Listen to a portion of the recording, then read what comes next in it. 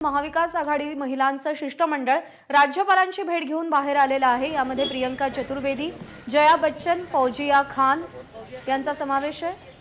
ज्यांना बोलायचं त्यांनी सेंटरमध्ये वंदना चव्हाण सुद्धा आपल्याला दिसतायत, त्यासोबतच मनीषा कायंदे सुद्धा यामध्ये आहेत आणि आता प्रतिक्रिया देत आहेत। फौजियाजी, आपण राज्यपालांची भेट घेतली आहे।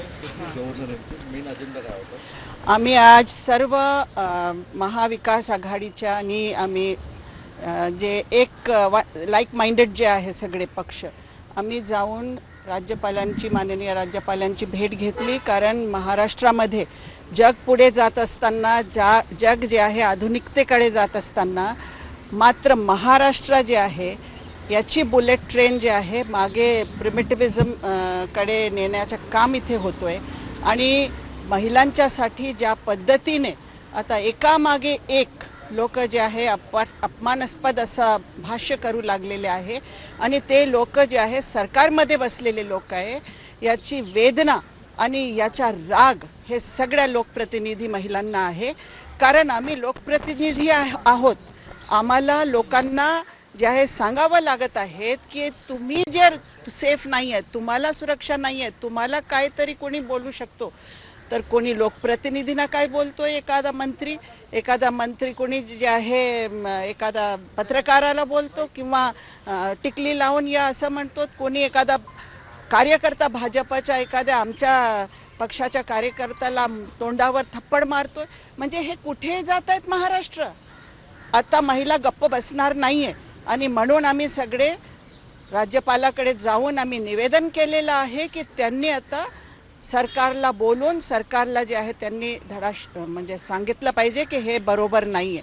आम्ही त्यांना हे सूचना पण दिल्यात की जे शपथ आपण घेतोय, ज्यावेळी संविधानिक शपथ घेतो त्यावेळी पण हे अंतर्भूत करा, काहीतरी कायदा आणा ज्याच्यामध्ये महिलांचा सन्मान आम्ही करणार असं शब्द किंवा एकमेकांचा सन्मान आम्ही करणार असं शब्द टाका, काहीतरी संविधानिक प्रोटेक्शन द्या आता महिलांना, अशी मागणी पण आम्ही केली। माननीय राज्यपालांनी आम्हाला सांगितलं की मी मुख्यमंत्रीला पत्र लिहिलेलं आहे, तो पत्र कुठे आहे आम्हाला माहित नाही, पण त्यांनी सांगितलं, त्याचा आदर आहे आम्हाला की त्यांनी या विषयावर पत्र लिहिलेलं आहे मुख्यमंत्र्यांना आणि त्यांनी सांगितलं की आम्ही सरकारला बोलून त्यांना सांगतो की हे सगळं चुकीचं चाललेलं आहे आणि हे बंद झालं पाहिजे। या पद्धतीच्या जे आहे चर्चा आमची राज्यपाल महोदयकडे झालेली आहे आणि आमच्या सोबत जे आहे शिवसेनेचे, समाजवादी पक्षाचे, राष्ट्रवादी पक्षाचे सर्व आमदार आणि खासदार आहे, काँग्रेसचे पण खासदार आमदार सगळे आमच्या सोबत आहे। पण भारत जोडो यात्रा जे आहे ते असल्यामुळे ते फिजिकली येऊ शकले नाही, पण त्यांनी आम्हाला सांगितलं की आमचे नावं सगळ्यांचे टाका महिलांचे, तर काँग्रेस सुद्धा आमच्या सोबत आहे। सर्व पक्षाच्या महिला जे आहे हे खूप विशेष इन्सिडेंट संदर्भात सांगितलंय। आता इन्सिडेंट्स जे आहे एकामागे एक होतात। अब्दुल सत्तार जे आहे ते सुप्रियाताईंना काहीतरी बोलतात आणि चंद्रकांत पाटील सुप्रियाताईंना बोलतात घरी बसा, गुलाबराव पाटील हे म्हणतात यांना सुषमा अंधारेला किंवा नटी म्हणतात। तर हे जे चालू आहे ना एकामागे एक, एखाद्या जर्नलिस्ट जे आहे त्यांना टिकली लावून या असं संभाजी भिडे ते म्हणतात। अनेक इन्सिडेंट्स आहे।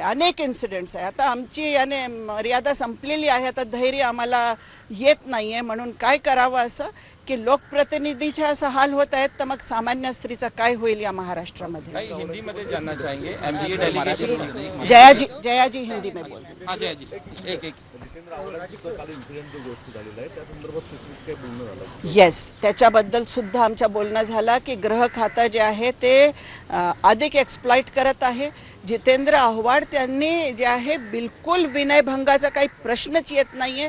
संपूर्ण महाराष्ट्र, संपूर्ण देश, संपूर्ण जग डोळ्याने बघत आहे, कुठे विनयभंगाची काय ऍक्शन होती का तिकडे? त्याच्यावर इतके मोठमोठे कलम, 7-7 वर्षाची शिक्षा, आज त्यांनी राजीनामा दिलेला आहे। हे खूप मोठी शोकांतिका आहे महाराष्ट्रासाठी की लोकप्रतिनिधींवर या पद्धतीचे जे आहे हल्ले सरकार करून होत आहेत, याचा निषेध आम्ही करतो। जय जी, हिंदी में जानना चाहेंगे आप? थोड़ा आगे। देखिए, अभी हम लोग सब मिलकर राज्यपाल जी से मिले। हमको तो प्रेसिडेंट से भी जाके मिलना है, वो अगले महीने में जाके जरूर मिलेंगे। बात यह है, दीदियों का अपमान नहीं चलेगा,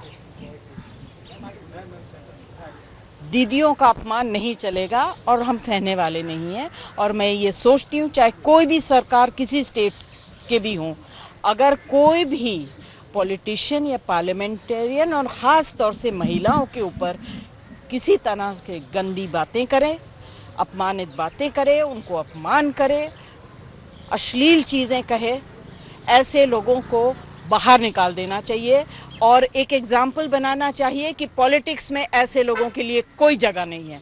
आज हमारे पॉलिटिकल फील्ड में जो स्तर है उसको आगे बढ़ाना है, ऊपर बढ़ाना है, इसलिए दीदियों का अपमान करना बंद करिए। गवर्नर साहब ने कुछ आपको गवर्नर जी ने ये कहा कि गवर्नर्स की एक सीमा होती है, उसके परे वो नहीं जा सकते। ये तो बड़े दुख की बात है, क्योंकि ये तो स्टेट के सबसे है मुखिया हैं, पंत प्रधान है। उन्होंने अगर चिट्ठी लिखी है मुख्यमंत्री को, मुख्यमंत्री जी को ये कहना चाहिए कि हमको गवर्नर जी साहब के यहाँ से चिट्ठी आई है और हमको कहा है कि इसके ऊपर स्टेटमेंट दें। वो स्टेटमेंट दें और जिन्होंने भी गलत काम किया उनको बाहर निकालें। इससे पॉलिटिक्स का नाम खराब हो रहा है, सिर्फ महिलाओं का नहीं। महिलाओं का अपमान तो कर ही रहे हैं आप लोग, रोज ही कर रहे हैं। हर दूसरे दिन बलात्कार होते जा रहे हैं, कोई गवर्नमेंट की तरफ से स्टेटमेंट्स नहीं है।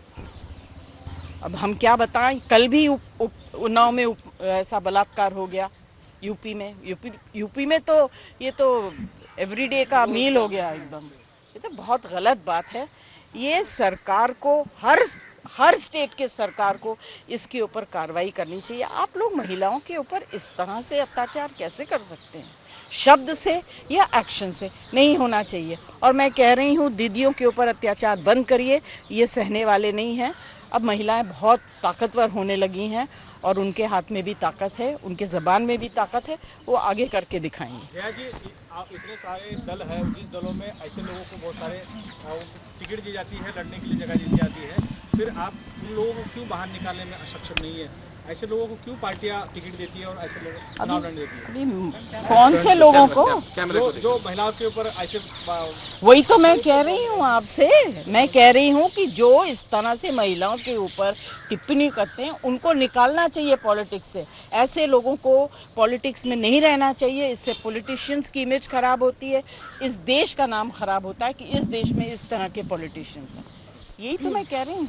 जितेंद्र अवार्ड के ऊपर जिस तरीके की एलिगेशन अभी वो सब आपने बताया ना, आप बोलो। मैं सबसे पहले तो ये बोलना चाहूंगी, जो महाराष्ट्र के संस्कार हैं और संस्कृति रही है, वहाँ पे महिलाओं को पहले तवज्जो दी जाती है। जिस राज्य में जय शिवाजी से पहले जय भवानी का नाम लिया जाता है, उस राज्य में अगर महिलाओं के साथ अपमानजनक बयानबाजी होगी, वो हम सभी के लिए कतई मंजूर नहीं है। हर एक महिला की लड़ाई हम लड़ रहे हैं। सुप्रिया सुले जी हों, वो पत्रकार हों, जो इतना मेहनत करके एक सवाल पूछती हैं, उनसे कह दिया जाता है कि तुम भारत माता को विधवा दिखा रही हो। ये हमारे लिए सहनीय नहीं है। हमने आज राज्यपाल से यही कहा कि आप अगर हमें मातृशक्ति बताते हैं, आप कहते हैं कि महिला शक्ति कुछ होती है, तो आपको उस पर कड़े कानून अपनाने पड़ेंगे या कड़े कदम लेने पड़ेंगे। उन्होंने हमें ये बताया कि उन्होंने एक चिट्ठी लिखी है। हम कहेंगे कि वो चिट्ठी हर महिला के सामने आनी चाहिए, क्योंकि हर महिला अपने आप को सशक्त महसूस करेगी जब उनको लगेगा कि महिलाओं की लड़ाई हमारे राज्यपाल भी लड़ रहे हैं। और उन लोगों पे कार्रवाई की जाए जो महिलाओं के खिलाफ सोच रखते हैं, महिलाओं के खिलाफ अभद्र टिप्पणी करते हैं। और ये इसीलिए आज हम हर पार्टी से उनके सामने आए हैं कि इस तरीके की हिपोक्रेसी जो हम राष्ट्र में देखते हैं, प्रधानमंत्री रेड फोर्ट से कहते हैं महिलाओं का सम्मान होना चाहिए, और यहाँ पे रोज आए दिन महिलाओं का अपमान हो रहा है, वो हम कतई नहीं सहेंगे। ऐसा होता है कि आप शिवसेना से बिलोंग करते हैं जी। और आपके ही नेता संजय राउत, इन्होंने भी महिलाओं के नीचे स्तर पर बात की, पत्रकारों को भी गाली गलौज की कि जो मीडिया के सामने फिर उस पर खुद ही समर्थन कर दिए। तो क्या ये अलग सी मूवमेंट अभी दिखती है आपकी? उस समय अलग एजेंडा था और अब अलग एजेंडा ले रहे हैं? देखिए, बार बार मैं एक ही बात कहूंगी कि कोई एजेंडा हमारा अलग नहीं है। उस समय पत्रकारों ने सवाल संजय राउत जी से भी पूछे थे, और जिस तरह से भाषा का इस्तेमाल एक तरफ से नहीं आ रहा था, वो सिर्फ पुरुष की तरफ से नहीं आ रहा था, उन महिलाओं की तरफ से भी आ रहा था। तो उसमें अगर वो इस तरीके की भाषा का इस्तेमाल कर रहे हैं तो उनको जवाब भी उसी भाषा में दिया गया और आप सब पत्रकारों ने उनसे सवाल पूछा है। अब सवाल ये है, सुप्रिया सूले जी रही हों, उन्होंने कुछ ऐसी बात कही थी जो उनके लिए भाषा का इस्तेमाल किया गया। सुषमा अंधारे जी ने कुछ ऐसी बात कही थी जो इस तरीके के शब्दों का उनके खिलाफ इस्तेमाल किया गया। क्या आज वो महिला पत्रकार ने एक सवाल ही तो पूछा था संभाजी भिडे जी से, क्या उन्होंने कुछ अभद्र भाषा का इस्तेमाल किया था उस महिला ने? और उनके साथ इस तरीके की टिप्पणी करना वो बेहद ही निंदनीय है। मैं तो कहूंगी आपको अपनी महिला पत्रकारों के साथ खड़ा होना चाहिए, रोज आपके साथ लड़ाई लड़ती हैं और अगर उनके सवालों पे इस तरीके के जवाब आता है तो आप सबको उस लड़ाई में शामिल होना चाहिए। मैं तो उम्मीद करी थी आप इस तरफ रहकर हमसे सवाल पूछेंगे। जितेंद्र आव्हाड के खिलाफ जिस तरीके की माना चर्चा हो रही है और उनके ऊपर जो केस दर्ज किया गया है, क्या लगता है आपको कि इस तरीके की जो सच्चाई उसमें छुपाई जा रही है? इसका बहुत इंपॉर्टेंट बयान जो आज हमने राज्यपाल के सामने रखा था, विद्या जी ने रखा है। विद्या जी भी आपको इसके बारे में बताएंगी कि जिस तरीके से होम मिनिस्ट्री का इस्तेमाल किया जा रहा है, होम मिनिस्ट्री लोगों को, ऑपोजिशन लीडर्स को टारगेट कर रही है। जितेंद्र आव्हाड जी एक वोकल ओपोनेंट रहे हैं, उन्होंने सत्य की लड़ाई लड़ी है, उनके ऊपर इस तरीके का आपत्तिजनक वो कोर्ट केसेस लग रहे हैं, वो बहुत ही निंदनीय है और विद्या जी उसके बारे में आपको और बताएंगे। जितेंद्र आव्हाड जो मामला हुआ है उससे क्या कहना चाहिए? हे बघा, आम्ही मागच्या आठवड्यात राज्यपालांना भेटायला आलो होतो आणि अब्दुल सत्तार जी भाषा करतात त्यांचा राजीनामा मागितला होता। आजपर्यंत त्यांनी त्यांचा राजीनामा घेतलेला नाहीये आणि जितेंद्र आव्हाडांनी जे तुम्ही व्हिडिओ आता मीडियामध्ये दाखवतायत त्याच्यावर कुठेही विनयभंगाचा गुन्हा नोंदवण्यासारखा अपराध नाहीये। तर महिलांच्या संरक्षणासाठी जे कायदे निर्माण केलेले आहेत त्याचा अशा प्रकारे जर गैरवापर सरकारकडनं केला जात असेल, पोलीस यंत्रणेकडनं केला जात असेल, गृह खात्याकडनं केला जात असेल तो अक्षम्य गुन्हा आहे। आणि आता मी सुद्धा कोर्टात जाणार आहे की हा विनयभंगाचा गुन्हा होऊ शकत नाही, हा विनयभंगाचा गुन्हा होऊ शकत नाही हे तुम्हाला आम्हाला सगळ्यांना कायदे तज्ञांना सुद्धा माहिती आहे। एखाद्या महिलेला असं खांद्यावर हे करणं, आपल्या घरातल्या आया बहिणींशी सुद्धा आपण बोलताना असं करतो आणि गर्दीतून बाजूला करणं, अत्यंत सभ्यपणे करणं, हा जर विनयभंगाचा गुन्हा असेल तर मुंबई शहरामध्ये रोज 1-2 लाख गुन्हे तुम्हाला रजिस्टर करायला लागतील। जेव्हा आपण लोकल ट्रेनने प्रवास करतो, जेव्हा आपण गर्दीतून जातो तेव्हा चुकून महिलेला आपल्याला जरी स्पर्श लागला तर आपली आई बहीण असल्यासारखं आपण तिला ट्रीट करतो। तशा अर्थाने जर जितेंद्र आव्हाडजींनी असं केलं असेल, 1-2 दिवसात त्यांच्यावरती इतके गुन्हे तुम्ही नोंदवण्यात आलेले, म्हणजे देवेंद्र फडणवीसांकडे जे गृह खातं आहे त्याचा जर गैरवापर होत असेल तर मुख्यमंत्र्यांनी ताबडतोब हे गृह खातं स्वतःकडे घेतलं पाहिजे अशी मागणी आम्ही या ठिकाणी करतो। हिंदी में जानना चाहेंगे। जी देखिए, जितेंद्र आव्हाड जी के ऊपर जिस तरह से विनय भंग का गुन्हा आपने रजिस्टर किया है, तो जो वीडियो देखने के बाद अपने को पता चलता है कि किस तरह से उन्होंने उस महिला को साइड किया है। वहां पुलिस इंस्पेक्टर भी साथ में है। जो विनय भंग की केस है ही नहीं, जो गुनाह है ही नहीं, तो उसका रजिस्ट्रेशन आप कैसा कर सकते हैं? तो ये किसके कहने पर हुआ है? तो हम महिलाएं, अभी पॉलिटिकल महिलाएं बाजू में रखिए, आप जो सोशल वर्कर है, जो एनजीओज है, जो महिलाओं के लिए काम करती है, जो ऐसे कायदे कानून बनाने के लिए जिन्होंने वर्मा कमीशन की नियुक्ति की थी, उन सबको पूछिए ना कि ये विनय भंग का गुना है। तो फिर ऐसा गुना रजिस्टर करके जिन महिलाओं के ऊपर सचमुच अन्याय होता है, विनय भंग होता है, उनके बारे में आप सोचिए ना। इस तरह से अगर आप गृह मंत्रालय भी चला रहे हो तो आपको अधिकार नहीं। इसके लिए महाआघाड़ी की तरफ से हम लोग पूरे महाराष्ट्र में आंदोलन करेंगे कि इस तरह से झूठे सेक्शन लगाना। और हम लोग अब्दुल सत्तार जी के लिए गए थे तो हमारे को कहा था कि सिर्फ डिटेन किया है, बाद में पता चला कि 7 साल की सजा होने वाले सेक्शन उन्होंने लगाए हैं। तो ये किस तरह से है?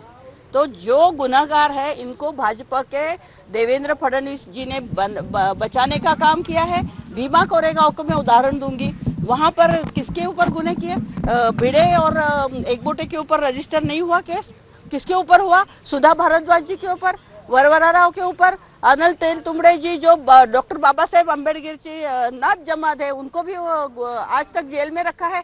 तो इस तरह से फडणवीस अगर महाराष्ट्र का गृह मंत्रालय चलाएंगे तो शिंदे जी का ये जिम्मेदारी है कि उन्होंने ये तुरंत ये खाता खुद के पास लेना चाहिए। ये मनमानी भाजप की नहीं चलेगी। मॅडम, फौजे खान यांनी सांगितलं, मॅडमने सांगितलं की गव्हर्नर यांनी स्पेसिफिक सुप्रिया सुळे यांच्या इन्सिडेंट संदर्भात मुख्यमंत्र्यांना पत्र सरकारला दिले. नेमकं काय सांगितलं गव्हर्नरने? मराठीत सांगाल फक्त. गव्हर्नरजीने जे सांगितलेलं आहे ते फौजियातांनी आपल्याला सांगितलं. त्यांनी सांगितलं की मला मागच्याही आठवड्यात महिला भेटल्या, आता तुम्ही खासदार महिला आलेल्या आहात, तर आम्ही सगळ्यांची मागणी ही होती की तुम्ही ताबडतोब मुख्यमंत्र्यांना आणि मंत्रिमंडळाला ही समज द्यावी की वारंवार जे महिलांवरती अत्यंत असभ्यपणे जी टीका टिप्पणी केली जाते ती मंत्रिमंडळातली ज्यांनी शपथ घेतली आहे, संविधानिक शपथ घेतली आहे, घटनेची शपथ घेतली, अशा लोकांनी हे बंधन पाळलं पाहिजे आणि असं सेक्शन तुम्ही आता महाराष्ट्रामध्ये लागू केलं पाहिजे नवीन, की महिलांशी सभ्यतेने वागलंच पाहिजे. तर त्यांनी सांगितलं मी तसं प्रकारचं पत्र मुख्यमंत्र्यांना दिलेलं आहे आणि निश्चितच त्याच्यामध्ये तुम्हाला फरक दिसेल. तर आता आम्ही एक 8-10 दिवस बघतोय, नाहीतर आम्ही आमच्या राष्ट्रपती, एक महिला राष्ट्रपती आहे, निश्चितच आमच्या खासदार महिला सगळ्या ज्या आहेत, आमदार महिला आहेत, प्रत्येक स्टेटमधल्या आहेत, या आम्ही राष्ट्रपतींना भेटून महिला अशा प्रकारचा अपमान सहन करणार नाही, महिलांशी सभ्यतेनेच वागलं पाहिजे याची मागणी त्यांच्याकडे सुद्धा करणार. हिंदी में जानना चाहेंगे जो लेटर की बात हुई है और आप कह रहे हैं कि राष्ट्रपति से भी जाके मिलेंगे. हिंदी शॉर्ट. जी देखिए, हमने राज्यपाल को अभी राज्यपाल जी को जो दिया है स्टेटमेंट, तो उसका उन्होंने कहा कि हम लोग जिक्र करेंगे, महाराष्ट्र गवर्नमेंट को ये कहेंगे, लेकिन आज तक उन्होंने नहीं कहा है. तो हमने ये मांग की है कि अगर 10-15 दिन के अंदर अगर ये नहीं कहते तो ये हमारी एक महिला राष्ट्रपति है, तो हम लोग हमारी खासदार महिलाएं जो यहाँ पर है वो लोक प्रतिनिधि उनकी अपॉइंटमेंट लेगी. और जिस तरह से देश में महिलाओं के ऊपर जो महिला लोक प्रतिनिधि है उनके ऊपर भी इस तरह से भाषा का इस्तेमाल होता है वो गलत है, उसके ऊपर उन्होंने तुरंत एक्शन लेनी चाहिए. धन्यवाद.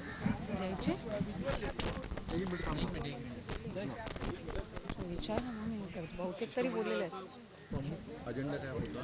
आज महामहिम राज्यपाल महोदयांना आम्ही यासाठीच भेटलो की खासदार संसदरत्न सुप्रियाताई सुळेंबद्दल जे वक्तव्य या राज्य सरकारच्या एका कॅबिनेट मंत्र्यांनी या ठिकाणी केलं ते निषेधार्ह आहे आणि राज्यपाल महोदय हे सगळ्या गेल्या अनेक दिवसांपासून त्यांना अनेक निवेदनं आलेली आहेत, पण कुठे ना कुठेतरी महिलांमध्ये किंवा तरुणांमध्ये गेल्या अनेक दिवसांपासून जे एक राजकारणाचा एक विचलित झालेला आपण एकंदर जी प्रतिमा आपण पाहायला मिळते.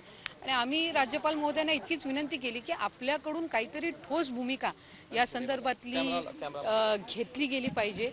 राज्यपाल महोदयांना आमची एवढीच विनंती होती. त्यांनी आम्हाला सांगितलं आम्ही निवेदन देत असताना की त्यांनी मुख्यमंत्री महोदयांना या संदर्भातलं पत्रही लिहिलेलं आहे.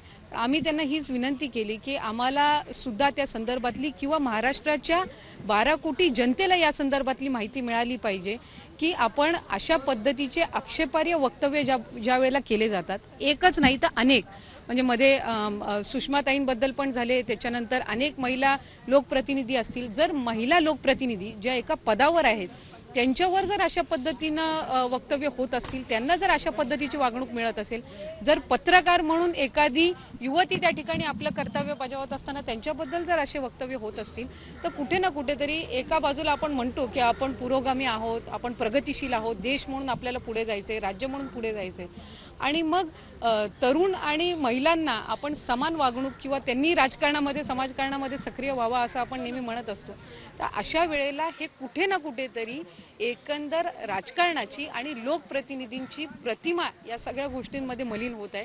त्यामुळे महिलांना समान वागणूक देण्याचं एका वेळेला भूमिका ही बोलली जाते, त्यावेळेला त्यांना तशाच पद्धतीची खऱ्या अर्थानं त्यांना मान देणं सुद्धा गरजेचं आहे. त्यामुळे जे मंत्री असतील, लोकप्रतिनिधी असतील, अशा पद्धतीचे आक्षेपार्ह वक्तव्य करतील त्यांना समज देण्याचं काम हे माननीय राज्यपाल महोदयांनी करावं अशी विनंती आम्ही त्यानिमित्ताने त्यांना केली. तर जितेंद्र आव्हाडांनी केलेलं कृत्य हा विनयभंग होऊ शकत नाही असं विधान विद्याताई चव्हाण यांनी केलेलं आहे आणि त्यासोबतच महाराष्ट्रामध्ये महिलांच्या विरोधातली विधानं खपवून घेतली जाणार नाहीत, महिलांचा अपमान सहन केला जाणार नाही असं विधान प्रत्येक आमदार आणि खासदारांनी केलेलं आहे. एबीपी माझा, उघडा डोळे बघा नीट.